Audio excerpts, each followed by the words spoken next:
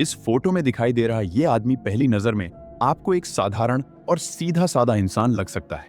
इसकी भोली भाली शक्ल देखकर शायद ही कोई यकीन करे कि इसके अंदर एक ऐसा खौफनाक चेहरा छिपा हुआ था जिसने हैवानियत की सारी हदें पार कर दी थी। लेकिन जब इसकी असली सच्चाई सामने आई तो हर कोई हैरान रह गया।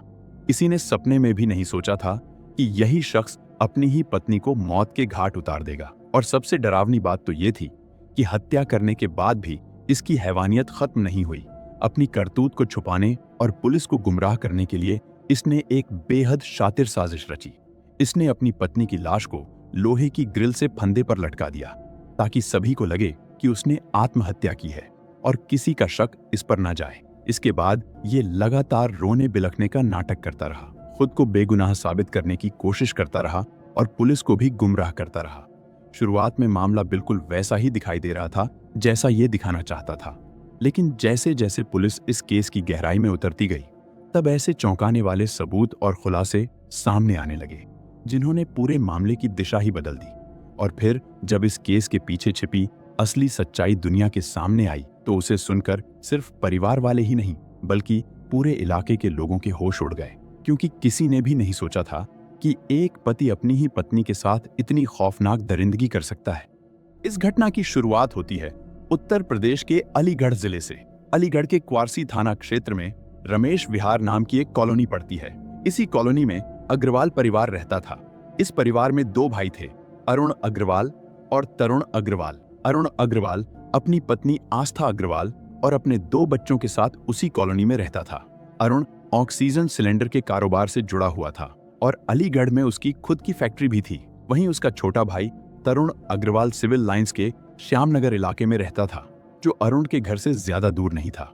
बाहर से देखने पर उनका परिवार बिल्कुल सामान्य और खुशहाल दिखाई देता था, लेकिन किसी को क्या पता था कि इसी परिवार के पीछे एक ऐसी खौफनाक कहानी छिपी हुई है जो जल्द ही पूरे इलाके को हिलाकर रख देने वाली थी। 14 अक्टूबर 2021 की शाम तरुण अपने छोटे भाई अरुण के घर पहुंचा, लेकिन वहां पहुंचते ही उसने देखा कि घर के बाहर बड़ा सा ताला लगा हुआ है। पहले तो उसे लगा कि शायद अरुण अपने परिवार के साथ कहीं बाहर गया होगा, इसलिए वो वापस अपने घर लौट आया। लेकिन उसी रात तरुण ने कई बार अरुण और अपनी भाभी आस्था को फोन किया, मगर किसी ने भी कॉल रिसीव नहीं की। अगले दिन यानी 15 अक्टूबर की सुबह तरुण एक बार फिर अरुण के घर पहुंचा, लेकिन इस बार भी घर पर ताला लगा हुआ था। अब उसके मन में बेचैनी बढ़ने लगी। इसके बाद उसने आस्था को फोन करने का फैसला किया, लेकिन जैसे ही उसने कॉल लगाया उसे घर के अंदर से मोबाइल बजता हुआ सुनाई दिया। ये सुनते ही तरुण के होश उड़ गए। घबराहट में उसने अपने पास मौजूद घर की डुप्लीकेट चाबी निकाली। दरअसल दोनों भाइयों के पास एक दूसरे के घर की डुप्लीकेट चाबियां रहती थीं। लेकिन जैसे ही तरुण ने दरवाजा खोला और घर के अंदर कदम रखा, उसकी चीख निकल गई। घर के पीछे वाले हिस्से में जहां वेंटिलेशन के लिए छत पर लोहे की ग्रिल लगी हुई थी, वहां उसकी भाभी आस्था अग्रवाल की लाश लटकी हुई थी। ये खौफनाक मंजर देखकर तरुण बुरी तरह डर गया। वो चीखते हुए घर से बाहर भागा और सबसे पहले अपने माता पिता को इस बारे में बताया। इसके बाद पड़ोसियों को खबर दी गई और तुरंत पुलिस को भी सूचना दी गई। कुछ ही देर में पुलिस मौके पर पहुंच गई। पुलिस ने तुरंत आस्था के शव को नीचे उतारा और पूरे घर की जांच शुरू कर दी। शुरुआत में वहां मौजूद लगभग हर व्यक्ति को यही लगा कि आस्था ने आत्महत्या की है, लेकिन इस घटना के बाद दो सवाल हर किसी के मन में घूम रहे थे कि आखिर आस्था ने आत्महत्या क्यों की और उसका पति अरुण अग्रवाल कहां गायब था। इस बीच पुलिस ने मामले की जांच शुरू कर दी। जांच के दौरान पुलिस को पता चला कि अरुण और आस्था के बीच अक्सर झगड़े होते रहते थे। कई बार विवाद इतना बढ़ जाता था कि अरुण गुस्से में घर छोड़कर अपनी फैक्ट्री में जाकर रात बिताता था। लेकिन अब हालात पूरी तरह बदल चुके थे। आस्था की मौत हो चुकी थी और अरुण खुद भी पिछले 2-3 दिनों से गायब था। पुलिस ने उसे संपर्क करने की कोशिश की, लेकिन उसका फोन लगातार स्विच ऑफ आ रहा था। जब पुलिस उसकी फैक्ट्री पर पहुंची तो वहां भी अरुण का कोई पता नहीं चला। इसी दौरान फॉरेंसिक एक्सपर्ट्स ने पुलिस को एक ऐसी बात बताई जिसने पूरे मामले को और ज्यादा संदिग्ध बना दिया। उन्होंने बताया कि आस्था के मुंह के अंदर खून जमा हुआ था। ये जानकारी पुलिस के लिए बेहद चौंकाने वाली थी, क्योंकि आमतौर पर फांसी लगाकर आत्महत्या करने के मामलों में इस तरह मुंह में खून जमा नहीं होता। ऐसे मामलों में गर्दन के सामने की तरफ एक साफ लिगेचर मार्क दिखाई देता है। यहीं से पुलिस को शक होने लगा कि मामला आत्महत्या का नहीं बल्कि कुछ और है। इसके बाद पुलिस ने पूरे क्राइम सीन की दोबारा बारीकी से जांच की और आस्था के शव को पोस्टमार्टम के लिए भेज दिया। कुछ समय बाद जब पोस्टमार्टम रिपोर्ट सामने आई तो उसे देखकर पुलिस भी हैरान रह गए, क्योंकि रिपोर्ट में साफ खुलासा हुआ कि आस्था की मौत गला घोंटने की वजह से हुई थी। अब पुलिस के लिए यह पूरी तरह साफ हो चुका था कि आस्था ने आत्महत्या नहीं की थी बल्कि उसकी हत्या की गई थी। ऐसे में सबसे पहला शक उसके पति अरुण पर गया, क्योंकि वो भी घटना के बाद से लापता था। इसके बाद पुलिस ने अरुण की तलाश तेज कर दी और उसके परिवार वालों और पड़ोसियों से पूछताछ शुरू कर दी कि आखिर वो कहां हो सकता है। इसी दौरान आस्था की एक करीबी दोस्त अचानक पुलिस स्टेशन पहुंची। उसने पुलिस से कहा कि उसके पास आस्था की मौत से जुड़ी एक बेहद महत्वपूर्ण जानकारी है। जब पुलिस ने उससे पूछताछ की तो उसने बताया कि 12 अक्टूबर की रात करीब 8 बजे आस्था ने उसे एक मैसेज भेजा था, लेकिन उस समय उसका इंटरनेट पैक खत्म हो गया था, इसलिए उसे वो मैसेज तुरंत नहीं मिला। अगले दिन यानी 13 अक्टूबर की सुबह जब उसने अपना इंटरनेट रिचार्ज कराया तब वो मैसेज उसके फोन में डिलीवर हुआ। लेकिन जैसे ही उसने वो मैसेज पढ़ा उसके होश उड़ गए, क्योंकि मैसेज में लिखा था कि मेरी जान को खतरा है, अगर मेरे साथ कुछ हो जाए तो मेरे बच्चों की कस्टडी मेरी बहन को दे देना। आस्था द्वारा अपनी दोस्त को भेजा गया वो मैसेज पढ़ने के बाद पुलिस का शक अरुण पर और भी गहरा हो गया। लेकिन इसी के साथ पुलिस के मन में एक और डर पैदा हो गया था। अरुण कई दिनों से लापता था, उसका फोन लगातार बंद आ रहा था और किसी को भी उसके बारे में कोई जानकारी नहीं थी। ऐसे में पुलिस को आशंका होने लगी कि कहीं अरुण के साथ भी कुछ अनहोनी तो नहीं हो गई। हालांकि जिस समय आस्था की लाश बरामद हुई थी उसी वक्त पुलिस ने अरुण के मोबाइल नंबर को सर्विलांस पर डाल दिया था। अब पुलिस को उम्मीद थी कि अगर अरुण का फोन दोबारा चालू हुआ तो उसकी लोकेशन ट्रेस की जा सकती है। इसी बीच जांच अधिकारियों ने फैसला किया कि रमेश विहार इलाके में लगे सभी सीसीटीवी कैमरों की फुटेज खंगाली जाएगी, क्योंकि संभव है कि वहीं से इस केस से जुड़ा कोई अहम सुराग मिल जाए। इसके बाद पुलिस ने अरुण के घर और उसके आसपास लगे 100 से ज्यादा सीसीटीवी कैमरों की फुटेज इकट्ठा की, क्योंकि आस्था की लाश 15 अक्टूबर को मिली थी और उसने अपनी दोस्त को 12 अक्टूबर की रात मैसेज भेजा था। इसलिए पुलिस ने 12 अक्टूबर से आगे की सारी फुटेज को बारीकी से देखना शुरू कर दिया। पुलिस ने खास तौर पर 12 अक्टूबर की रात से लेकर 13 अक्टूबर की सुबह तक की रिकॉर्डिंग को ध्यान से खंगाला। तभी एक सीसीटीवी कैमरे में जो अरुण के घर से कुछ दूरी पर लगा हुआ था, उस कैमरे में एक कार आकर रुकती दिखाई दी। फुटेज में देखा गया कि उस कार से 4 लोग बाहर निकले। उनमें से एक अरुण अग्रवाल था, लेकिन बाकी 3 लोगों की पहचान इलाके में कोई भी नहीं कर पा रहा था। इसके बाद फुटेज में अरुण अपने घर की तरफ जाता हुआ दिखाई दिया, जबकि बाकी तीनों लोग कार के पास खड़े रहे, जैसे वो किसी चीज का इंतजार कर रहे हों। लगभग 20 से 25 मिनट बाद अरुण फिर से घर से बाहर निकलता दिखाई दिया और कुछ देर बाद वो तीनों लोग भी उसके घर की तरफ बढ़ते नजर आए। जब पुलिस ने फुटेज को आगे देखा तो करीब आधे घंटे बाद वही तीनों लोग घर से बाहर निकलकर अपनी कार में बैठे और वहां से चले गए। लेकिन अरुण पूरी रात घर के अंदर ही मौजूद रहा और अगले दिन सुबह बाहर निकलता हुआ दिखाई दिया। ये फुटेज देखने के बाद पुलिस एक बात को लेकर पूरी तरह आश्वस्त हो गई कि जिस रात आस्था की हत्या हुई थी उस रात अरुण घर में मौजूद था। इस नए सुराग के मिलने के बाद पुलिस ने अपनी जांच का दायरा और बढ़ा दिया। अब सिर्फ तकनीकी जांच ही नहीं बल्कि मुखबिरों को भी सक्रिय कर दिया गया और उन्हें अरुण के बारे में हर संभव जानकारी जुटाने के निर्देश दिए गए। आखिरकार पुलिस की मेहनत रंग लाई और 17 अक्टूबर की रात अचानक सर्विलांस टीम को सूचना मिली कि अरुण का मोबाइल फोन फिर से चालू हुआ है। पुलिस ने तुरंत उसकी लोकेशन ट्रैक की, लेकिन लोकेशन देखते ही पुलिस हैरान रह गई, क्योंकि अरुण कहीं और नहीं बल्कि अपनी ही ऑक्सीजन सिलेंडर फैक्ट्री में मौजूद था। अरुण की लोकेशन मिलते ही पुलिस की एक टीम तुरंत उसकी ऑक्सीजन सिलेंडर फैक्ट्री पहुंची ताकि उसे हिरासत में लिया जा सके। जब पुलिस वहां पहुंची तब अरुण फैक्ट्री से बाहर निकलने ही वाला था, लेकिन पुलिस ने उसे वहीं रोक लिया और तुरंत अपने साथ थाने ले गई। हालांकि सबसे चौंकाने वाली बात यह थी कि अरुण का व्यवहार बिल्कुल सामान्य दिखाई दे रहा था। उसके चेहरे पर घबराहट या डर जैसी कोई बात नजर नहीं आ रही थी।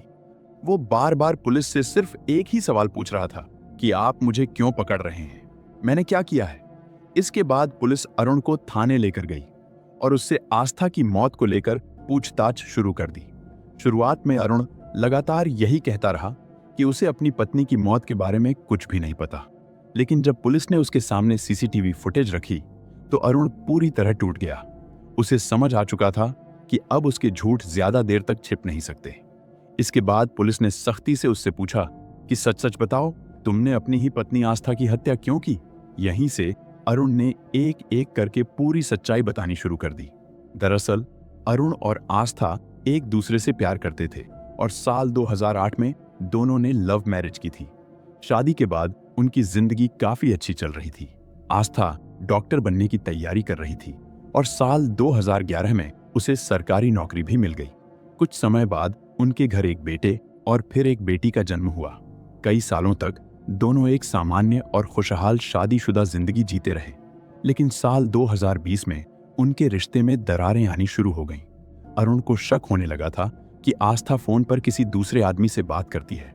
इसी शक की वजह से दोनों के बीच अक्सर झगड़े होने लगे। दूसरी तरफ आस्था भी अरुण पर आरोप लगाने लगी कि उसका किसी दूसरी लड़की के साथ संबंध है। धीरे धीरे ये शक और लड़ाइयां उनके रिश्ते का हिस्सा बन गए। हालांकि कई बार झगड़ों के बाद दोनों फिर से सामान्य हो जाते और बच्चों की खातिर साथ रहने की कोशिश करते। लेकिन 28 सितंबर 2021 की रात एक ऐसी घटना हुई जिसने उनके रिश्ते को पूरी तरह तोड़कर रख दिया। उस रात अरुण ने आस्था को फिर किसी दूसरे आदमी से फोन पर बात करते हुए पकड़ लिया। ये देखकर वो गुस्से से आग बबूला हो गया और दोनों के बीच जोरदार झगड़ा शुरू हो गया। कुछ देर बाद जब माहौल थोड़ा शांत हुआ तो आस्था ने किसी को फोन किया। उसके थोड़ी ही देर बाद उसका एक दोस्त मनीष उनके घर पहुंच गया। बाद में अरुण ने पुलिस को बताया कि उस रात आस्था के उसी दोस्त मनीष ने उसके साथ मारपीट की थी। इस घटना ने अरुण को अंदर तक तोड़ दिया था। उसके लिए ये अपमान सहना बेहद मुश्किल था कि उसकी पत्नी किसी दूसरे आदमी से बात कर रही थी और वही आदमी उसके घर आकर उसे पीट कर चला गया था। उस रात की घटना के बाद अरुण गुस्से और अपमान से पूरी तरह टूट चुका था। वो सीधे अपने घर से निकलकर अपनी ऑक्सीजन सिलेंडर फैक्ट्री पहुंच गया। वहां जाकर उसने खुद को संभालने और सोने की कोशिश की, लेकिन उसके दिमाग में सिर्फ एक ही बात बार बार घूम रही थी कि उस अपमान का बदला कैसे लिया जाए। उसे बार बार वही दृश्य याद आ रहा था जब उसकी पत्नी के बुलाने पर एक दूसरा आदमी उसके घर आया और उसी के घर में उसके साथ मारपीट करके चला गया। इसी बीच फैक्ट्री में काम करने वाला सिक्योरिटी गार्ड विकास अरुण के पास आया। उसने देखा कि अरुण बेहद परेशान और गुस्से में दिखाई दे रहा है। तब विकास ने उससे पूछा कि आखिर बात क्या है। इसके बाद अरुण ने उसे पूरी घटना बता दी। उसने कहा कि उसकी पत्नी किसी दूसरे आदमी से बात करती है और अब हालात इतने खराब हो चुके हैं कि वही आदमी उसके घर आकर उसे पीट कर चला गया। अरुण ने गुस्से में कहा कि वो इस अपमान का बदला हर हाल में लेना चाहता है। अरुण की बातें सुनने के बाद विकास भी गुस्से और नफरत से भर गया। तभी उसने अरुण से कहा कि अगर उसकी पत्नी उसकी बात नहीं मान रही तो उसे हमेशा के लिए रास्ते से हटा देना चाहिए। इसके बाद विकास ने अरुण को 2 कॉन्ट्रैक्ट किलर्स के बारे में बताया, जिनके नाम अशोक और पवन थे। गुस्से और बदले की आग में जल रहे अरुण ने उसी वक्त अपनी पत्नी की हत्या करवाने का फैसला कर लिया। उसने विकास के जरिए अशोक और पवन से संपर्क किया। बातचीत के बाद आस्था की हत्या के लिए 1 लाख रुपए में सौदा तय हुआ। अरुण ने 60,000 रुपए एडवांस में दे दिए, जबकि बाकी पैसे हत्या के बाद देने का वादा किया। इसके बाद 12 अक्टूबर 2021 की शाम अरुण अपनी कार में सिक्योरिटी गार्ड विकास और दोनों कॉन्ट्रैक्ट किलर्स को लेकर अपने घर पहुंचा। सबसे पहले अरुण अकेले घर के अंदर गया। उस समय रात के करीब 8 बजे थे और उसके दोनों बच्चे अभी ट्यूशन पढ़ रहे थे। अरुण ने बच्चों की ट्यूशन टीचर से कहा कि आज हमारे पूरे परिवार को बाहर जाना है, इसलिए आप अब घर चली जाइए। इस पर टीचर ने कहा कि ठीक है, लेकिन जाने से पहले मैं बच्चों को होमवर्क दे देती हूँ। इस वजह से अरुण को लगभग 10 मिनट और इंतजार करना पड़ा। जैसे ही ट्यूशन टीचर घर से बाहर गई, अरुण तुरंत अपने दोनों बच्चों को दूसरे कमरे में ले गया। इसके बाद उसने विकास, पवन और अशोक को घर के अंदर बुलाया और टीवी की आवाज बहुत तेज कर दी ताकि बाहर किसी को कुछ सुनाई ना दे। फिर चारों ने मिलकर आस्था को पूरी तरह काबू में कर लिया। इसके बाद अरुण ने खुद अपनी पत्नी आस्था का गला घोंटकर उसकी हत्या कर दी। लेकिन उन्हें पता था कि अगर आस्था की लाश ऐसे ही छोड़ दी गई तो पुलिस जल्दी ही उन्हें पकड़ लेगी। इसलिए उन्होंने उसकी मौत को आत्महत्या का रूप देने का फैसला किया। इसके बाद उन चारों ने मिलकर आस्था के गले में फंदा डाला और उसकी बॉडी को लोहे की ग्रिल से लटका दिया ताकि सबको लगे कि आस्था ने आत्महत्या की है। ये सब करने के बाद पवन, अशोक और सिक्योरिटी गार्ड विकास वहां से चले गए, लेकिन अरुण पूरी रात उसी घर में रुका रहा, जहां एक कमरे में उसकी पत्नी की लाश थी और दूसरे कमरे में उसके दोनों बच्चे बंद थे। अगली सुबह यानी 13 अक्टूबर को अरुण अपने दोनों बच्चों को लेकर अपने भाई तरुण के घर पहुंचा।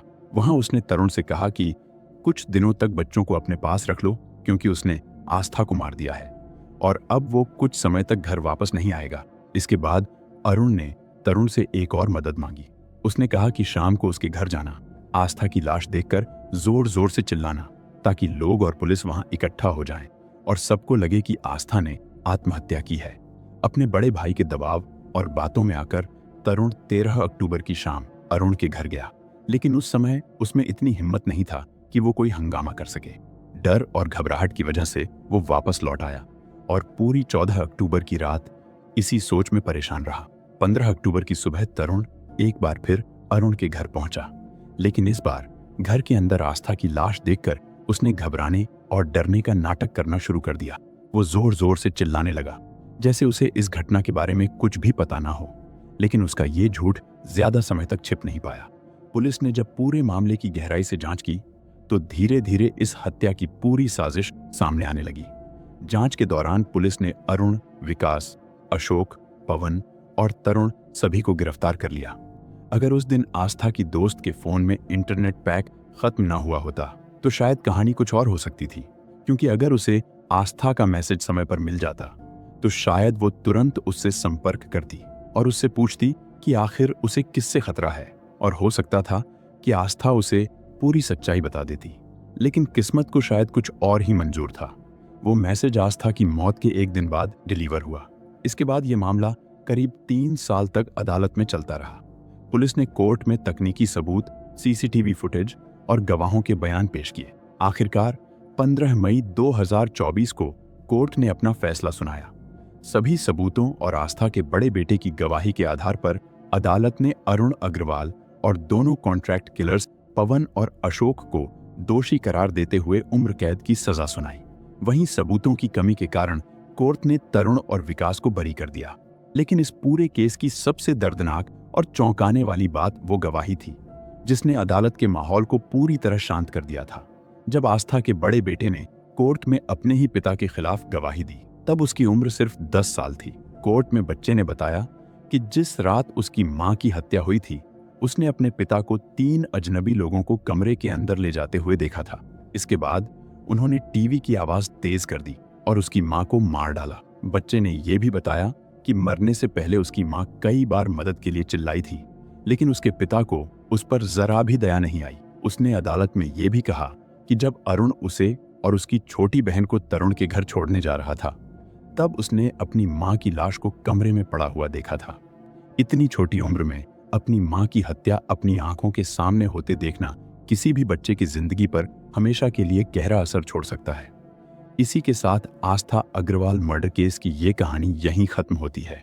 अगर आपने वीडियो को आखिर तक देखा है तो वीडियो को लाइक और शेयर जरूर करें, और अगर आपने अभी तक चैनल को सब्सक्राइब नहीं किया है तो अभी कर लीजिए। मिलते हैं अगली एक और वीडियो में। धन्यवाद।